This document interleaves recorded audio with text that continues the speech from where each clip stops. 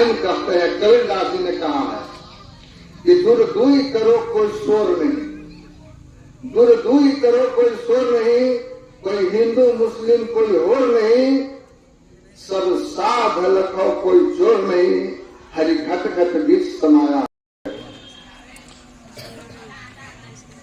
बड़े खुशी के साथ मुझे अनुभूति हो रही है कि सबसे ज्यादा अगर धन्यवाद के पात्र अगर कोई है तो यहाँ की जनता, जिन्होंने सहयोग किया अक्षय बाबू को पुस्तकालय खोलने के लिए, और बहुत ही बेसब्री से आप सभी इस बात को सुन रहे हैं। तो पुस्तकालय क्यों आवश्यक है, इसके बारे में मैं आपको कुछ बताना चाहूंगा। जिस तरह से शरीर के अंदर की गंदगी को साफ करने के लिए शौचालय की आवश्यकता होती है, और मन के गंदगी को साफ करने के लिए देवालय की आवश्यकता होती है, और विद्या रूपी भूख को मिटाने के लिए, पिपासा को जगाने के लिए विद्यालय की आवश्यकता होती है। ठीक उसी प्रकार से विशेष ज्ञान प्राप्त करने के लिए पुस्तकालय की आवश्यकता होती है। उस पुस्तकालय में भिन्न भिन्न प्रकार के पुस्तक होते हैं, जो सभी के बस की बात नहीं रहती है कि उस पुस्तक को लेकर के पढ़ा जा सके। पुस्तकालय जो सार्वजनिक होता है, उसमें बताया गया कि पुस्तकालय बहुत सारे शहर में खुले हैं, लेकिन वह पैसे कमाने के लिए खुले हैं।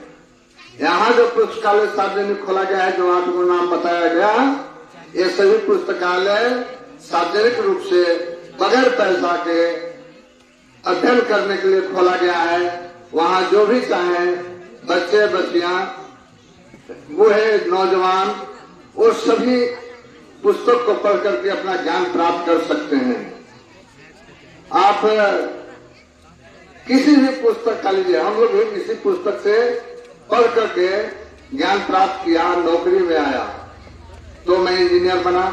ये बच्चे हैं, देश के भविष्य हैं, ये पढ़ेंगे और आगे बढ़ेंगे और कुछ भी बन सकते हैं। आज के डेट में कहीं भी जाइए तो कोई भी लड़का खोजते हैं कि नौकरी वाला चाहिए, वो लड़का खोजता है कि नौकरी वाला हमको चाहिए तो कम से कम ग्रेजुएट लड़की चाहिए। तो लड़की को भी ग्रेजुएट कराएंगे तब तो शादी ब्याह होगी। अब वह जमाना चला गया, जो जमाना था कि हमारे काका जी जो है खेत में किसानी का काम करते हैं, 50 बीघा खेत जोतते हैं, इसके बावजूद भी शरीर पर उतना रौनक नहीं होती जितना कि एक नौकरी करने वाले का होता है। किसान जब पैदा करता है, घर में खेत में लाता है, तो जब बच्चों का किताब खरीदना होता है तो धान सस्ता बिकता है, और उसकी मजबूरी होती है, वे बेचारे किसान उसको बेच करके अपने मूलभूत समस्या को दूर करने के लिए कम दाम में बेच देते हैं। जब घट जाता है तो खरीदने के लिए जब जाते हैं तो दुगना रेट में उनको खरीदना पड़ता है। लेकिन शिक्षा एक ऐसी चीज है जो अपनी समस्या को दूर करने के लिए हर तरह का उपाय रचेंगे, पढ़ेंगे, लिखेंगे, जानेंगे तो उस टाइप से अपना खेती भी करेंगे। खेती करने वाले खेती करेंगे, पढ़ने वाले पढ़ करके नौकरी करेंगे, और बहुत ऐसे सारे कि नौकरी नहीं करेंगे तो शिक्षा प्रदान करेंगे लोगों को जाकर के दूर दराज में। इसलिए पुस्तकालय सबसे अहम चीज है, और पुस्तकालय में इसी पुस्तक में वर्णन है। मैं एक आपको उदाहरण देता हूँ। आप लोग रामायण और महाभारत के बारे में खूब बढ़िया से जानते हैं। रामायण में देखिए लिखा है कि जब रामचंद्र जंगल चले जाते हैं, भरत को राजगद्दी दे देते हैं। उनकी माँ जो है मांग लेती है, भरत की माँ की 14 वर्ष वनवास राम को चाहिए। आखिर 14 वर्ष वनवास क्यों मांगा? उस समय का कानून था कि 14 वर्ष के बाद किसी भी कोर्ट में कोई कानून नहीं था कि भाई को हिस्सा मिल जाए, इसलिए मांगा था 14 साल। लेकिन लौटने के बाद उनको राजगद्दी मिल जाती है तो कहा जाता है कि भाई हो तो धरल जैसा। ये जब शिक्षा प्राप्त किए जाने तो भाई भाई का मेल कितना बड़ा सहयोग करता है पढ़ लिख जाने के बाद। उसी तरह से महाभारत का कहते हैं। महाभारत में देखिए 2 भाइयों के युद्ध में कितने मारे गए, 18 दिन युद्ध चला, सभी मारे गए और जो बच गए उनको राज नहीं आया, क्योंकि किस पर शासन करें, शासन करने वाला रहा नहीं। तो वे लोग हिमालय में चले गए, सब पत्नी और सब वहीं गल के मर गए और उत्तराधिकारी उनके परीक्षित हुए। तो भाइयों में युद्ध हो जाता है।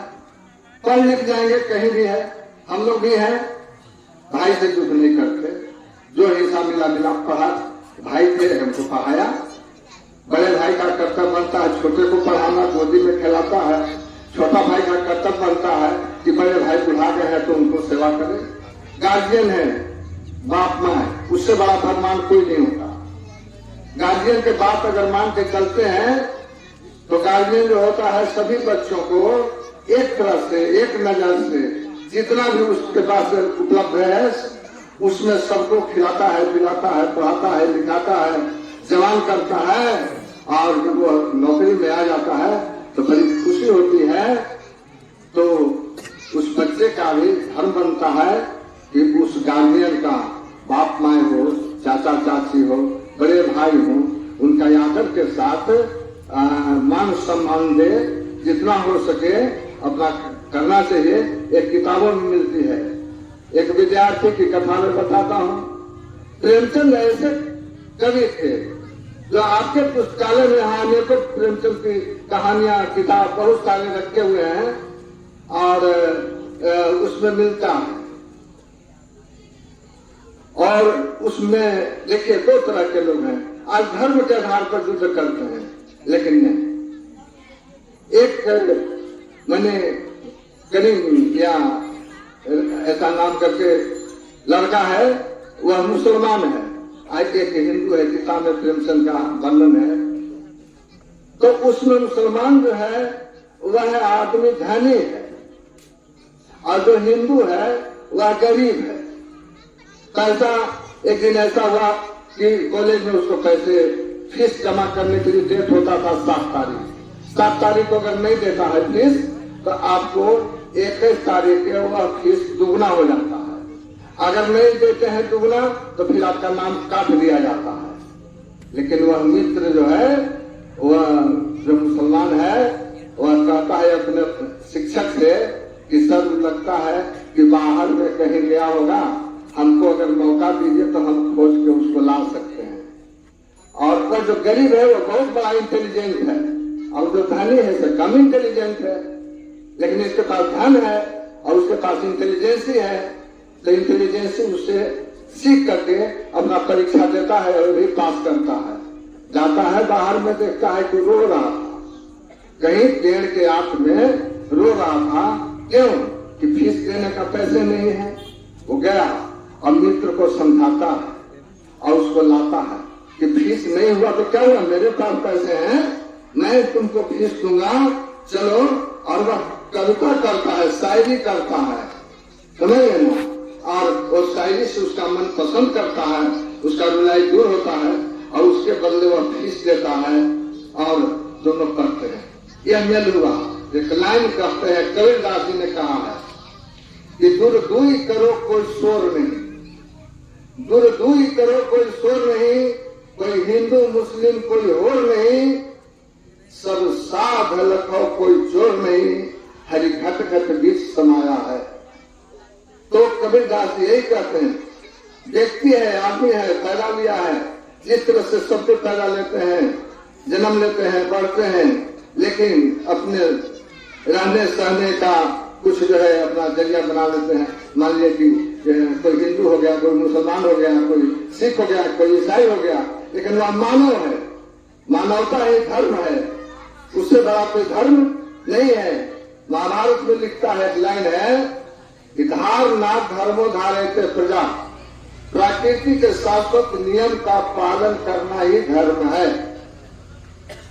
बाकी जो है वो धर्म एक प्रकार का संप्रदाय है, रहने का विधि है, व्यवस्था। आप मंदिर में घंटी बजाते हैं, पूजा करते हैं, वह मस्जिद में जो है नमाज पढ़ता है, लेकिन और कोई चर्च में जाता है, कोई गुरुद्वारा में जाता है, यही न है हिंदू मुस्लिम सिख ईसाई का।